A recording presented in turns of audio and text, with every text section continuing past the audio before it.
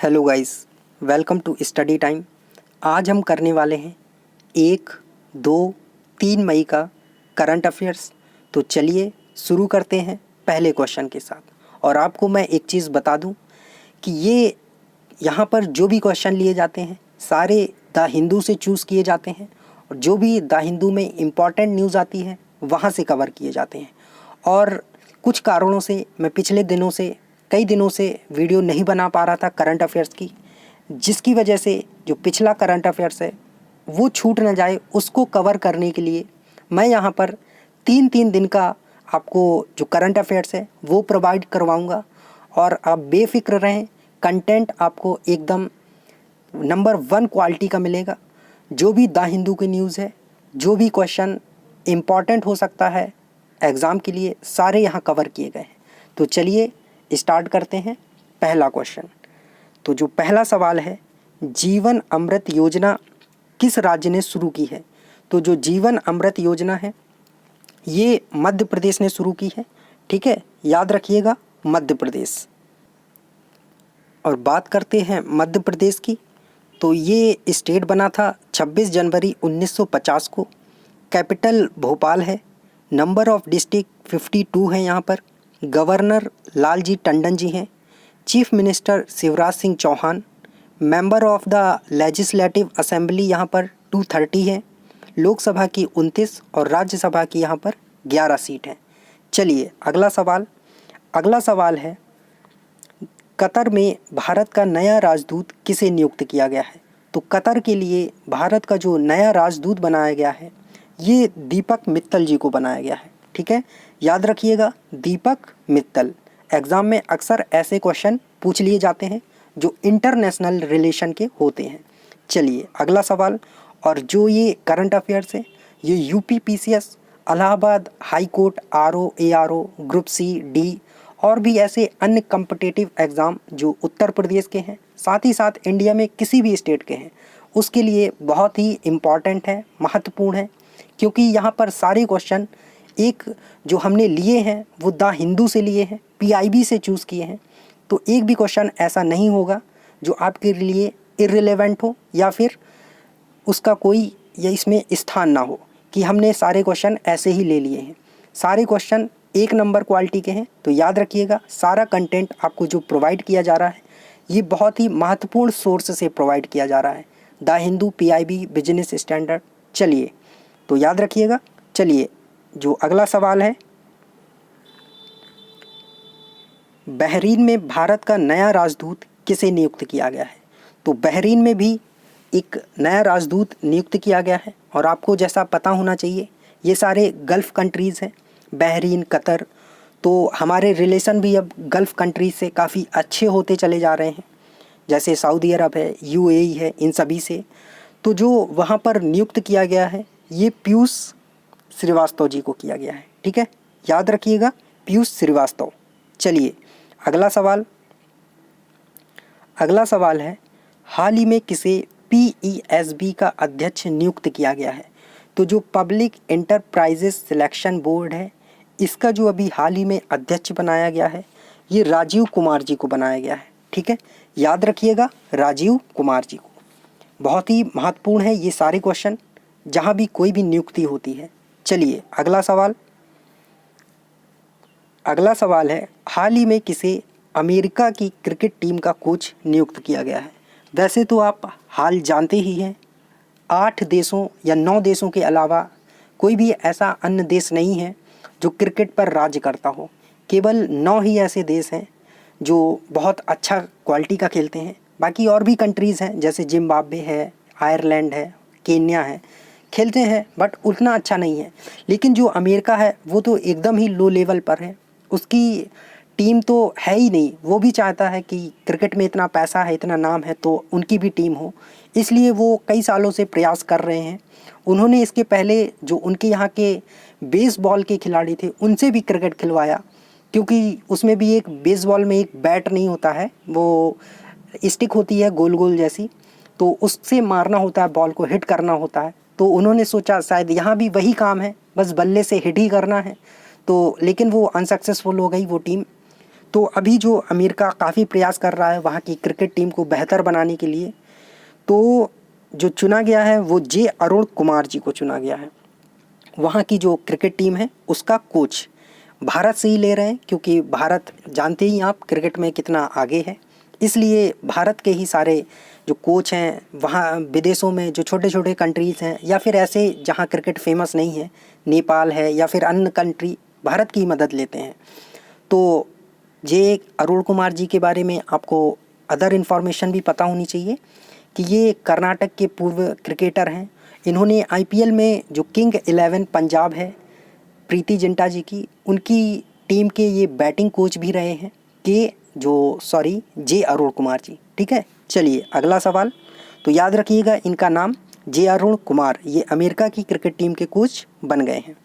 चलिए अगला सवाल है, यूएन में भारत का अगला स्थायी प्रतिनिधि किसे नियुक्त किया गया है? तो शायद ये सवाल रिपीट हो गया है, ये मैंने पिछले लेक्चर में भी कवर किया हुआ था, बट कोई बात नहीं, आपके लिए रिवीजन ही है ये। टीएस त्रिमूर्ति जी यहाँ पर करेक्ट आंसर होगा। चलिए अगला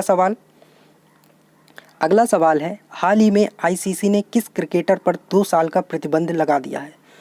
तो आईसीसी ने दीपक अग्रवाल पर 2 साल का प्रतिबंध लगा दिया है, क्योंकि इन्होंने एंटी करप्शन कोड का उल्लंघन किया था, इस वजह से इन पर 2 साल का प्रतिबंध लगा दिया है। क्रिकेट की सभी गतिविधियों से, ऐसा नहीं कि केवल इंटरनेशनल क्रिकेट नहीं खेल सकते, ये जो नेशनल होता है वो भी नहीं, तो सारी जो क्रिकेट की गतिविधियां हैं, आईपीएल वगैरह, आईपीएल तो खैर इस साल हुआ ही नहीं, लेकिन जो है तो सभी से इन पर प्रतिबंध लगा दिया गया है 2 साल के लिए। चलिए अगला सवाल है, आयुष्मान भारत दिवस किस तिथि को मनाया जाता है? तो जो आयुष्मान भारत दिवस है ये हर साल 30 अप्रैल को मनाया जाता है। क्यों मनाया जाता है? क्योंकि इसी दिन आयुष्मान भारत योजना लॉन्च की गई थी, जो स्कीम थी इसकी शुरुआत की गई थी।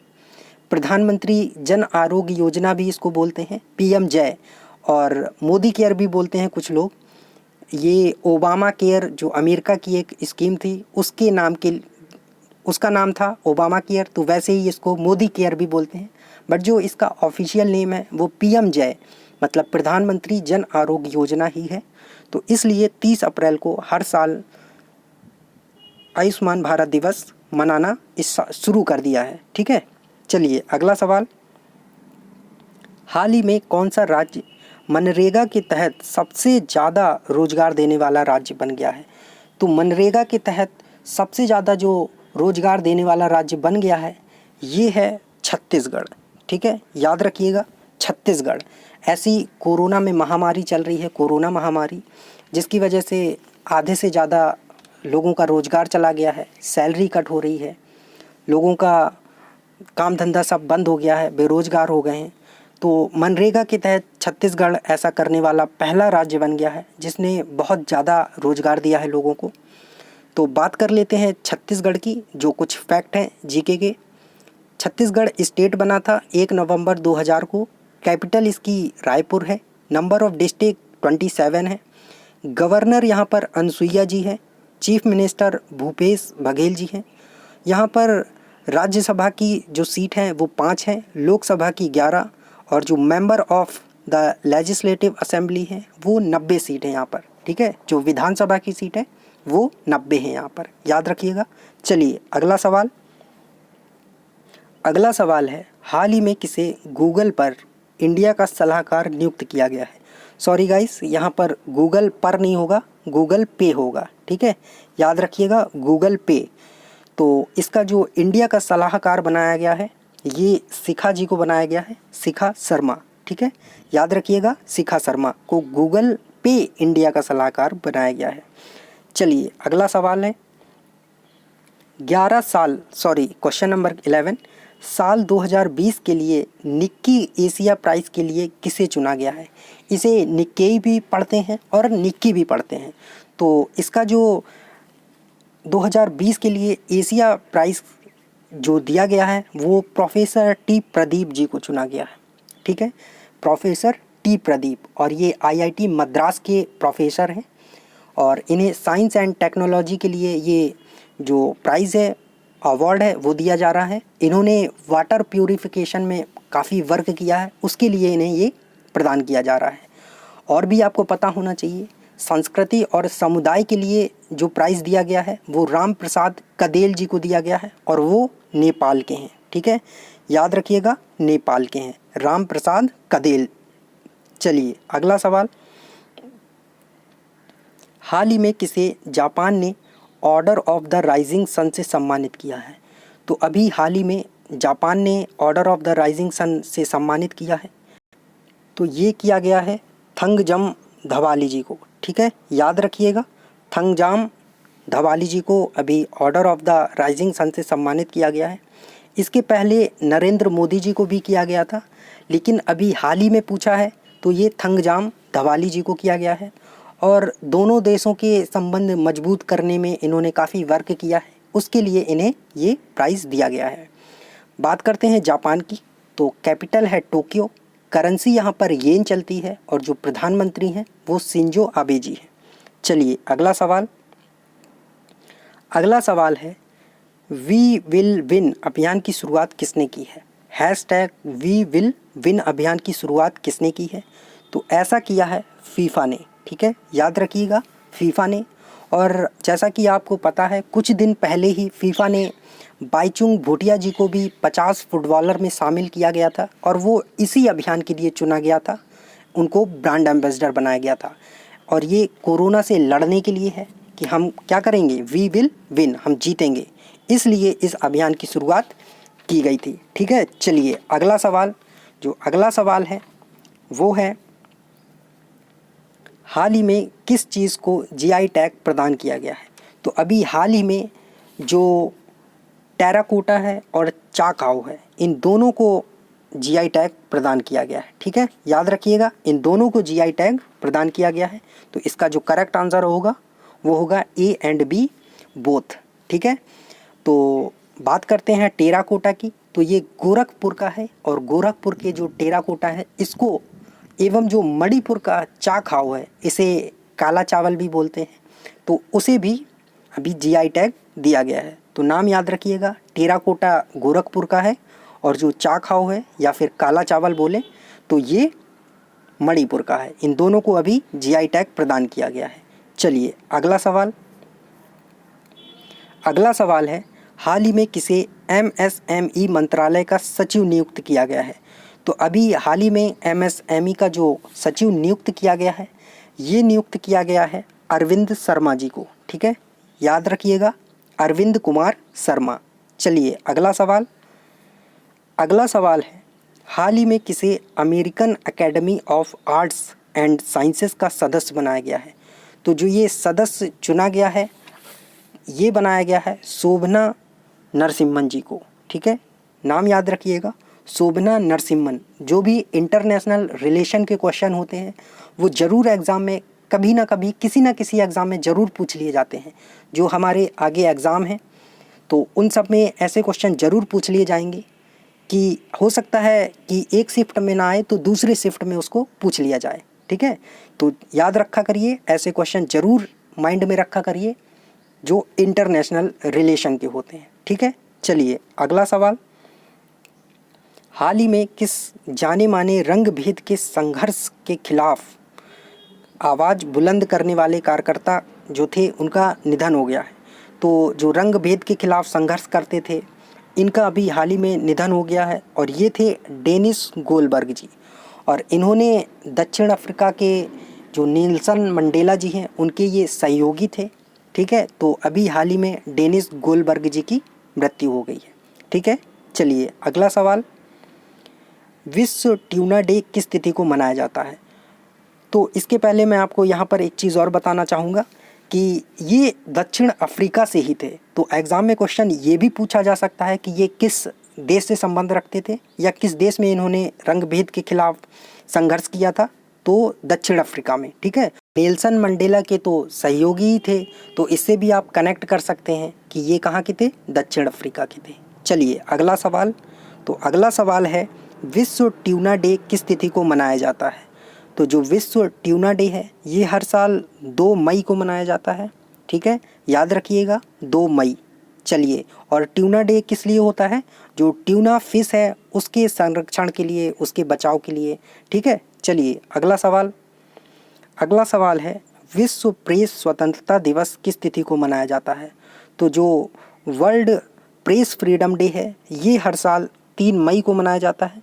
ठीक है, करेक्ट आंसर होगा डी। तो 3 मई को ये हर साल मनाया जाता है और इसे विश्व प्रेस दिवस भी बोलते हैं, वर्ल्ड प्रेस डे भी बोल देते हैं और वर्ल्ड प्रेस फ्रीडम डे भी बोल देते हैं। और जो इस बार की थीम रखी गई है वो रखी गई है जर्नलिज्म विदाउट फियर और फेवर, मतलब हमको बिना डर के और बिना किसी का फेवर किए हुए क्या करना चाहिए, रिपोर्टिंग करना चाहिए। ऐसा नहीं कि हम इस तरफ हैं या फिर उस तरफ हैं, ठीक है, ऐसा नहीं, हमको बीच में रह के दोनों की बात सुनना है और हमको डिसाइड नहीं करना है, ये डिसाइड जनता को करना है कि ये सही है या वो सही है। और आप इस टाइम तो जानते ही हैं कि न्यूज़ में क्या चलता रहता है। मैंने पिछले ही वीडियो में आपको बताया था कि न्यूज़ चैनल क्या दिखाते हैं, उनका केवल एक ही मुद्दा रहता है और अपनी ही बात रखते हैं। वो ना तो जनता को कुछ बताना चाहते हैं ना ही कुछ समझाना चाहते हैं, वो बस एक ही तरफ अपना राग अलापते रहते हैं। तो चलिए खैर मैं वहाँ नहीं जाना चाहता हूँ, आपको इसकी थीम याद रखनी होगी और किस दिन होता है ये याद रखिएगा। तो थीम है जर्नलिज्म विदाउट फियर और फेवर और ये हर साल 3 मई को होता है। और प्रेस फ्रीडम इंडेक्स में जो भारत की रैंक थी इस बार की वो 142 रैंक थी। तो इसी से आप समझ सकते हैं कि किस स्तर पर गिर गया है हमारा मीडिया। ठीक है, चलिए अगला सवाल है नासा की पहली मंगल हेलीकॉप्टर का नाम क्या है? तो जो नासा का पहला मंगल हेलीकॉप्टर मिशन था इसका जो नाम रखा गया है वो क्या है? तो ये जो रखा गया था ये था इंजेन्यूटी। ठीक है, नाम याद रखिएगा इंजेन्यूटी। और ये कैसे रखा गया था? तो नासा ने एक प्रतियोगिता करवाई थी, निबंध प्रतियोगिता, और उसमें जो विजेता होगा उसने जो नाम दिया होगा उस आधार पर इसे चुना जाएगा। तो इसमें जो एक लड़की थी वनीजा रूपानी और ये भारतीय मूल की थी, तो ये हमारे लिए बहुत ही गर्व की बात है कि ये भारतीय मूल की थी। ठीक है, और इन्होंने ये नाम अपने निबंध में सुझाया था कि ये नाम होना चाहिए। मतलब होता है ना, जैसे हम कंप्रीहेंशन रीड करते हैं तो उसमें रहता है कि फाइंड आउट करिए आप इसका क्या नाम देना चाहेंगे, है ना, क्या एक अच्छा नेम हो सकता है इस कंप्रीहेंशन का। तो सेम चीज़ है कि निबंध में इसके बारे में आपको लिखना था और फिर क्या नाम इसको देंगे आप। तो जो उन्होंने नाम दिया तो उसे ही इसका नाम मान लिया गया। तो नाम याद रखिएगा और प्लस इनका नाम भी याद रखिएगा, वनीजा रूपानी। ठीक है, याद रखिएगा वनीजा रूपानी। ठीक है, वनीजा रूपानी, और ये भारतीय मूल की हैं इसलिए ज़्यादा इम्पॉर्टेंट हो जाता है हमारे लिए। चलिए सो थैंक यू गाइस, मिलते हैं नए करंट अफेयर सेशन में। और पीडीएफ के लिए आप हमारा टेलीग्राम चैनल ज्वाइन कर सकते हैं स्टडी टाइम, या फिर दूसरा चैनल है daily the Hindu current affairs, वहाँ से भी आप पीडीएफ प्राप्त कर सकते हैं। और चलिए बात करते हैं कल के क्वेश्चन की। तो कौन सी भारतीय कंपनी इजराइल का पहला डिजिटल बैंक संचालित करेगी? तो इसका जो करेक्ट आंसर है वो है टीसीएस। और जो आज का क्वेश्चन है, क्वेश्चन ऑफ द डे, वो है हाल ही में कौन सा राज्य वर्चुअल कोर्ट शुरू करने वाला देश का पहला राज्य बन गया है? तो आप इसका आंसर कमेंट सेक्शन में दें। सो थैंक यू, मिलते हैं नए करंट अफेयर सेशन के साथ।